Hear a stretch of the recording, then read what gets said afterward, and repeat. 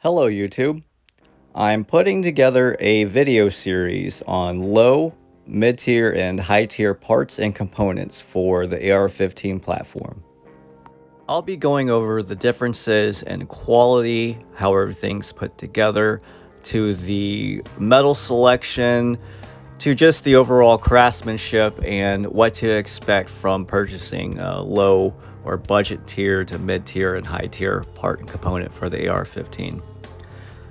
I have about 20 years of experience with shooting and taking apart, cleaning M16 and AR-15s altogether. The first few years was my military service using M16s and M4s. Now, granted, we really couldn't modify anything. It just came how it was from the armorer. We could do a couple of things like choose a different sling, but for the most part, we weren't really allowed to do what we wanted to the M16s. But I did shoot quite a bit in the military. I have 2 tours overseas, and I really didn't start getting into the AR-15 platform until I got out of the military. And even then, the upper selection, the part selection isn't quite what it was as it is now. Like, just the parts availability, the quality of components, I think is superior to what the military has overall. Now, granted, you will be paying for, the really hardened, used, proven military grade parts and components for the AR-15 platform, but it is available to the civilian market as it wasn't as widely available back in the day, in the early 2000s or earlier 2000s, mid 2000s, when I started purchasing AR-15s and whatnot.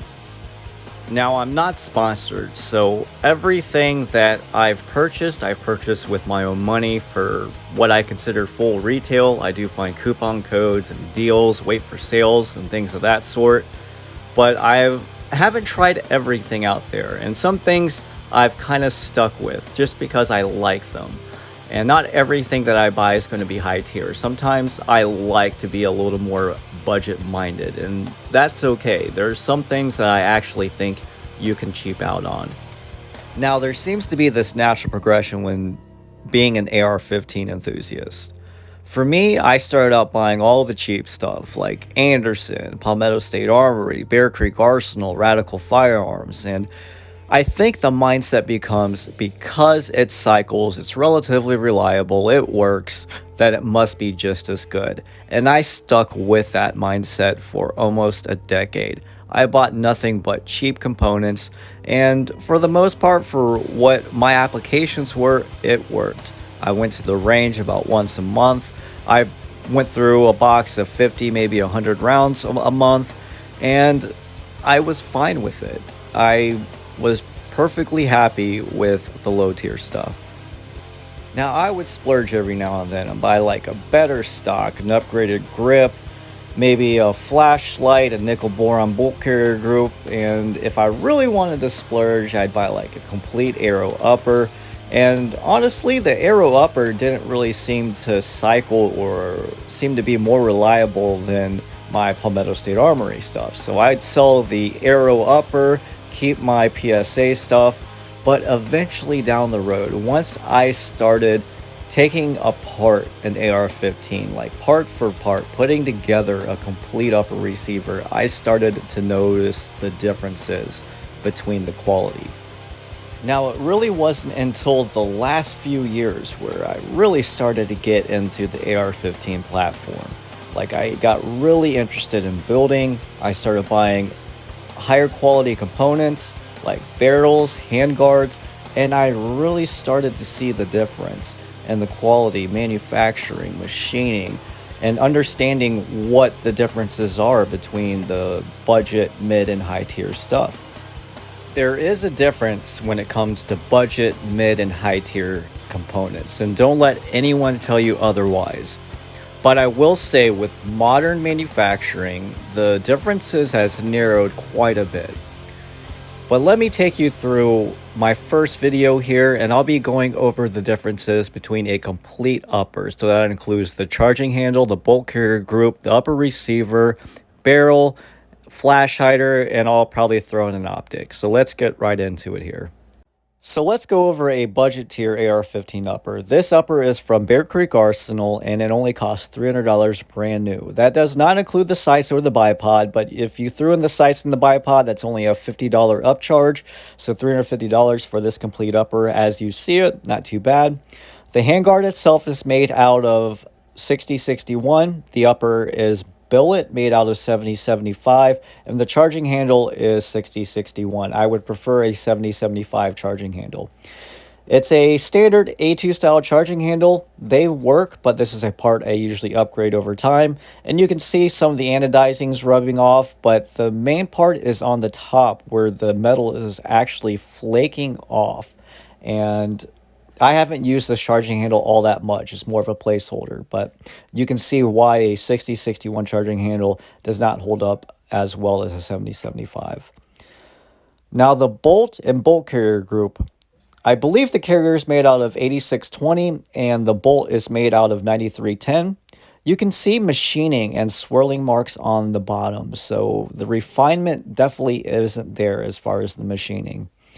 It uses YFS fasteners instead of grade 8 fasteners, and that's definitely a cost-cutting feature that they'll put on their bolt carrier groups from Bear Creek Arsenal. The carrier, it isn't rounded. It's actually got some sharper edges on it, then that's another cost-cutting measure. And the bolt itself is magnetic particle inspected, but it is not high pressure tested. But overall, this is an okay bolt carrier group. I actually haven't had any issues with it, but it's not a duty-use bolt carrier group. So let's go over these cheap Chinesium Amazon special flip-up sights just for shits and giggles. So you can see that the flip-up sights wiggle. They definitely have some play in them. They're made out of aluminum. The lockup where it locks up to the rail is actually quite good. It's pretty solid. It's held in by detents as far as the flip-up sights, and there's a push button to release it. They hold 0 for me, but I definitely wouldn't recommend them. They're cheap. They're 25 bucks. They work as a placeholder, but again, definitely wouldn't recommend them. Going to the upper receiver, I believe it's a billet upper receiver, 7075, no T6 marks, and the machining is definitely simple. You're not going to find any refined edges and just overall looks. The handguard, simple handguard, held in by 6 steel bolts.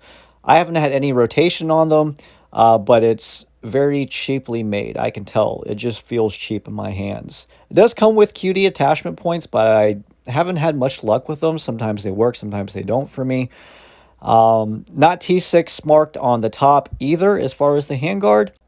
And then the barrel is surprisingly pretty good in my opinion. It's 4150 chromoly vanadium, nitrided coated, spiral fluted. It is not dimpled to the gas block, but that's okay for the price. It holds some relatively good groupings for me. I get about 2 MOA at, 75 yards or so. So not too bad with cheap ammo. And then it comes with a standard A2 style flash hider. I'll go over the bipod. The bipod is cheap, but it actually works well for me. It's a Amazon special. I think it was about 25 bucks. I kind of like the bipod for what it is. But anyway, let's go over a mid-tier AR-15 upper now. This upper I built from scratch, but I mainly picked some mid-tier quality components for it. The upper is from Aero Precision. It is 7075 forged, and the handguard is from Battle Arms Development. It is 6061. The charging handle is a Break Arms Warhammer. It's made out of 7075 aluminum, and it's completely ambidextrous. It has some upgraded features, like some gas busting features that redirect gas on the top and the side. Overall, it's just a much higher quality charging handle. This charging handle only cost me $34, and for the extra 20 bucks or so that this would be over a typical A2 style charging handle, it's well worth the money. Not my favorite charging handle, but it's definitely a good upgrade. This bolt carrier group is a titanium nitrided lightweight bolt carrier group from Brownells, and you can see just the machining, the finish on it, much higher quality. I believe the carrier again is 8620. The bolt itself is 9310. It is magnetic particle inspected. The fasteners that they use are grade 8 fasteners instead of the YFS. Just overall quality, like how it cleans up, the machining on it, just much better overall than the Bear Creek Arsenal. The upper receiver, it is T-marked. It is just laser etched, no forward assist, but the anodizing looks a lot better to me. I can just tell the quality of this upper receiver is much better than the Bear Creek Arsenal. Moving on to the optic, it's a Swamp Fox Liberator 2. The mounting system's good. Having a red dot sight is definitely an upgrade over iron sights, and this sight it's only $120. So you're looking at, $100, maybe $90 upgrade over the cheap Amazon flip-up sights. Well worth the upgrade in my opinion, but this overall is a budget and cheap red dot sight for sure. So let's go over how the handguard is actually attached to the barrel nut. You have these anti-rotation tabs on the bottom, and the torque values that you can put on these are much higher than the Bear Creek Arsenals, and it's just a much more solid lockup system. The fit and finish of the handguard is much higher quality. You can just feel the finish is better, the refinement's better, no sharp edges, and I like the overall quality of this handguard much better than the Bear Creek Arsenals. The barrel itself is nitrided coated. It's a pencil profile barrel from Faxon Firearms. I do dimple the gas block to the barrel, so the gas block is attached more securely than it would be on the Bear Creek Arsenal. And the barrel is made out of 4150, the same 4150 as the Bear Creek Arsenals. But my groupings, I can get 1.2, 1.3 MOA at the same 75 yards. The muzzle device is a VG6 Epsilon. It acts as a flash hider, muzzle brake, and compensator all in one. It's a nice little upgrade. But overall, this build cost me $650 altogether, and it's roughly double the price. Alright, so last but not least, let's go over a high tier upper receiver. And this upper receiver group is from Geisley. It is a Geisley Super Duty. And the handguard, again, is going to be made out of 6061, and the upper receiver is going to be made out of 7075. The charging handle, it is a Geisley airborne charging handle. It is made out of 7075. It has the same gas busting features as the Break Arms Warhammer. However, the big difference is just the smoothness of the charging tabs. It just feels so smooth when pulling back those tabs. It features 3 roll pins instead of 2, and there are no sharp edges on the actual charging handle itself. It's definitely higher quality than the Break Arms. Now, it is over double the price of the Break Arms, so kind of consider that, but it is a nice charging handle. Moving on to the bolt carrier group. So the bolt is going to be made out of Carpenter 158 plus, and the carrier itself is going to be made out of 8620, just like the other two. It has grade 8 fasteners again, and they are torqued to spec. And just the fit and finish of it is a proprietary like DLC coating, and there are no machining marks. It has a few enhancements like full length rails. The bolt itself is high pressure tested, unlike the other two. It is magnetic particle inspected. The cam pin is witness marked, which is an upgrade. And it has upgraded extractor, an upgraded extractor spring, and it has a nice little logo on the side, which costs a little bit of extra money. But overall, this carrier is much higher quality, but again, you're going to be paying 2.5 times more for this bolt carrier group than you would for like the Brownells, and you'll be paying 4 or 5 times more than the Bear Creek Arsenal. Moving on to the upper receiver is forged and it is T-marked. However, the T markings aren't laser etched. They are roll marked, which is a nice little feature. Same with the handguard. Those are all roll marked T marks. I will say the anodizing on the upper receiver on the Geisley and Aero Precision are pretty much on par with each other. Now, since I went over the cheap Amazon sites, I'll compare them to these Magpul MBus Pros. The Magpul MBus Pro's lockup is a lot better. They're made out of steel instead of aluminum, and the force it requires to flip them up and down is a lot more. These are just much better sights, in my opinion, but you will be paying for them. These are about $135 for the pair, so you're paying about $110 more. And the Swamp Fox compared to the EOTech, you have a QD attachment point on the EOTech. The overall construction's better. Of course, it is holographic as opposed to an LED red dot, but the cost is about 5 times more. So let's go over how the handguard is installed onto the barrel nut. You have these huge steel cross bolts, which require foot-pounds of torque as opposed to inch-pounds. You have a nice metal insert on your QD attachment point, which I would trust my sling to. You have 7-sided M-lock, and the overall aluminum is much thicker on this handguard as opposed to the other two. The gas block is installed with 2 roll pins. It is dimpled onto the barrel. And the barrel itself is 4150 chrome molybdenum. It is cold hammer forged and chrome lined. And then the muzzle device, it is suppressor ready. And it's just a much higher quality muzzle device. This upper receiver group cost me $900, almost $1,000 after tax and shipping. But on most days, it's a $1,200 upper receiver, so it is double the price of the mid-grade one. So you can kind of see a theme here. The budget Bear Creek Arsenal upper was $300. The home-built mid-tier upper was roughly $600, and the high-tier Geisley upper is $1,200 retail. So you're basically doubling the price at every tier that you go up. So why would you buy one Geisley upper when you could buy 4 Bear Creek Arsenals to it, or 2 mid-tier like Aero Precision uppers compared to it? Well, it really depends on your budget and it depends on the application. Some people only have 3, 6, over $1,000 to spend on an upper. Some people are completely okay with just buying an upper, using it to go to the range, have some fun with. But honestly, if you're going to utilize this AR-15 for home defense or some real hard duty use, I really wouldn't spend any less than $600 on a complete upper. And if you can, I'd save the money and go ahead and save that money for a really nice high tier upper receiver. If you have to, go ahead, buy that budget AR-15 upper and use it as a placeholder. But from my experience, my budget AR-15 upper like this Bear Creek Arsenal kind of just goes to waste.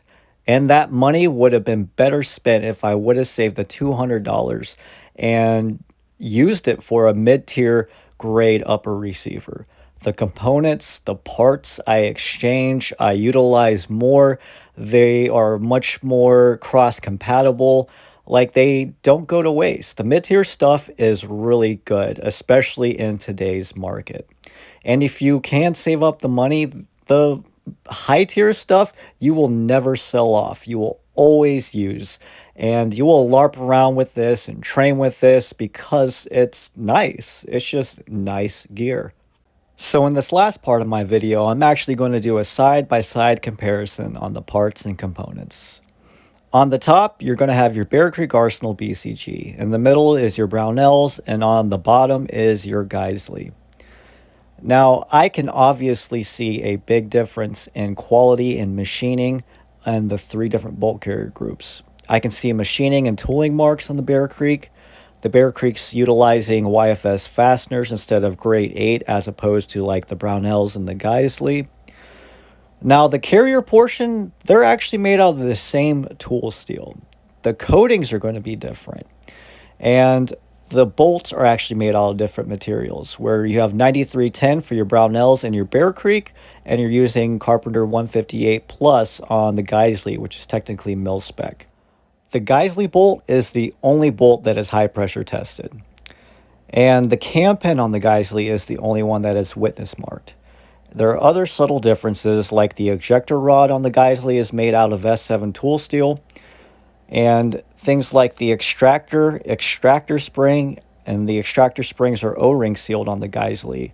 I do believe the Brownells uses a decent extractor spring, but the Bear Creek is a very, very cheap extractor spring. I will say all the gas keys seem to be torqued and staked well on all three bolt carrier groups. And honestly, I actually haven't had an issue with all three. They all have ran well for me. So moving on to the charging handles, you have the Geisley on the bottom, the Warhammer in the middle, and the A2 on top.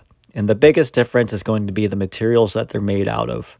That A2 is a cheaper 6061, while the Warhammer and the Geisley are going to be made out of 7075. The anodizing seems to be relatively good on all of them. But the thickness of the charging handles, you'll see the Geisley seems to be the thickest, while the A2 and the Warhammer are about on par with each other.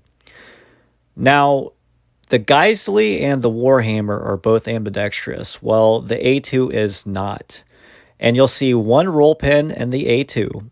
You'll see two roll pins in the Warhammer, and you'll see three roll pins in the Geisley.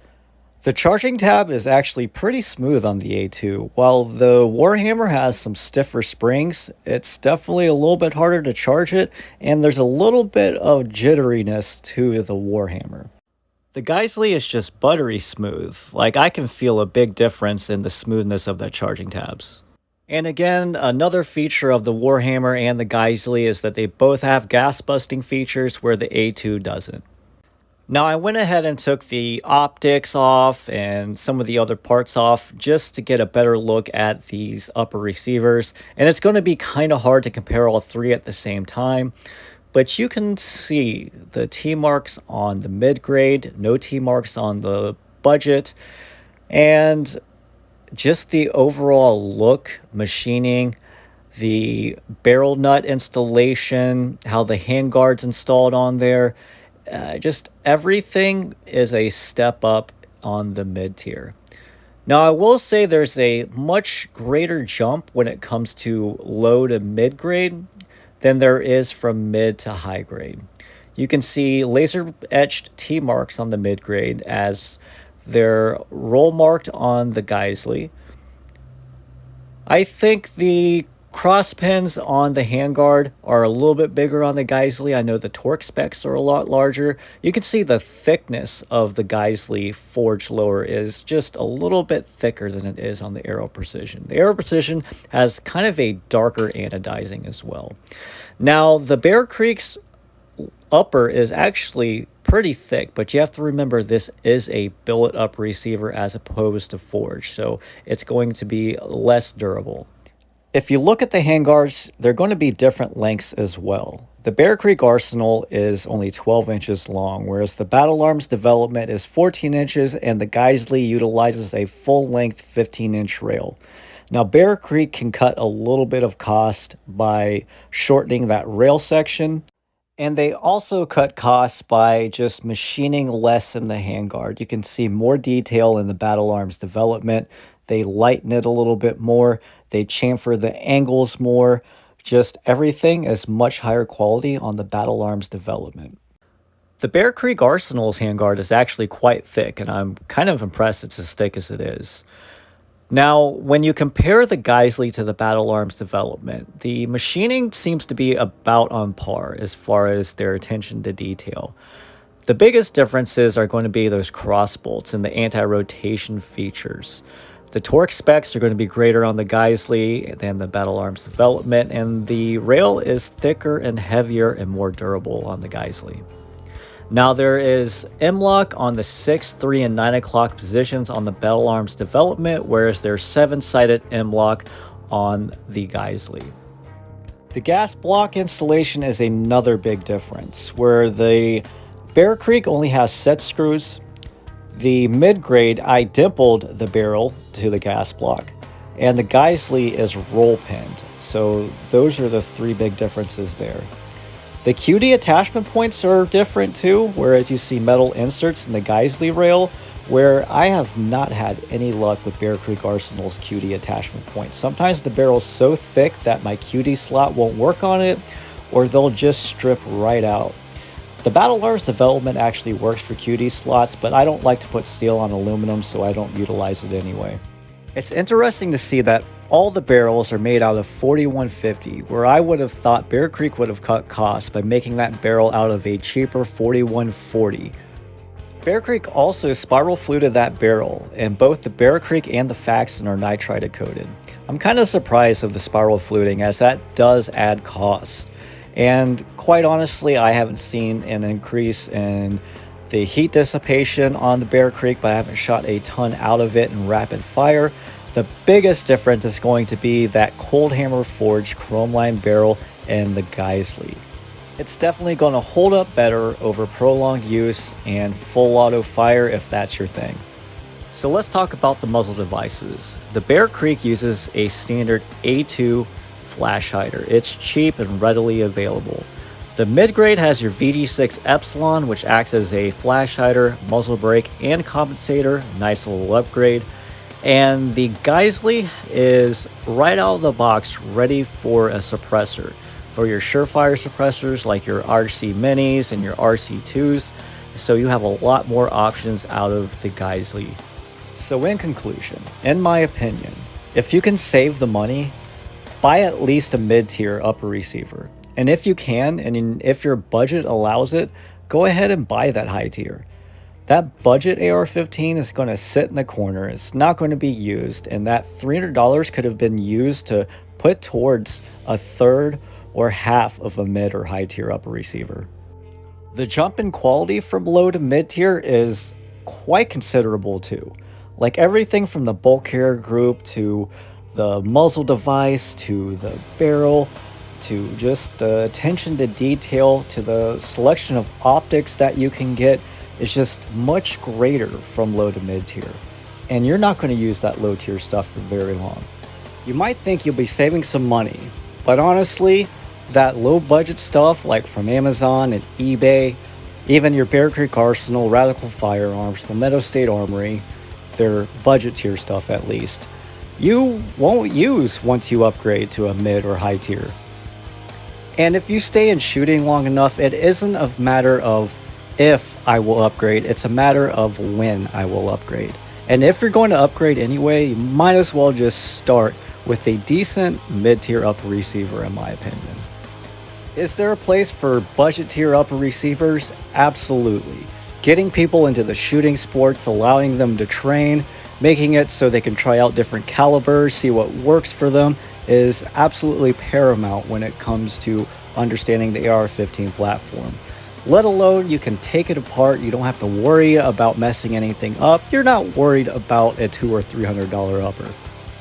But I don't know. Let me know what you guys think. Did I do okay? Did I hit the nail on the head? Am I missing something? And am I just being completely off track? I think just from my experience, I could have saved myself a lot of money in the long run by just investing into some decent mid-grade gear. And all I'm doing is giving my experience and trying to save someone else making the same mistakes that I did when you get into the AR-15 platform. Thanks for watching.